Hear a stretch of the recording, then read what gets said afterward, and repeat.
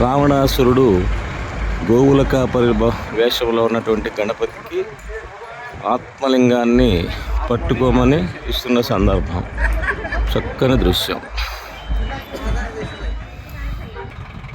గంగాదేవిని, ఆకాశగంగను భగీరథుడు తన ప్రయత్నంతో భూమికి రప్పించినటువంటి దృశ్యం ఇది. ఈశ్వరుడు జటాజుటాలతో బంధించటం, భగీరథుడు నమస్కరించటం, పార్వతీదేవి నందీశ్వరుల అద్భుతమైనటువంటి దృశ్యం. ఇటు గణపతి రావణాసురుడికి, ఇటు భగీరథ ప్రయత్నానికి పైవైపు ఉన్నటువంటి అద్భుతమైనటువంటి 126 అడుగుల ఈశ్వరుని యొక్క ప్రతిమ.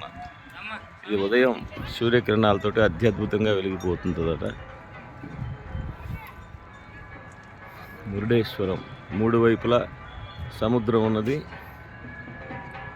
ఒక పర్వతంపై ఈ ఆలయం వెలిసి ఉన్నది. 25 అంతస్తులతోటి ప్రధాన గాలిగోపురం. ఇది విమాన గోపురం, స్వామివారి దేవస్థానం. 3 వైపులా సముద్రం.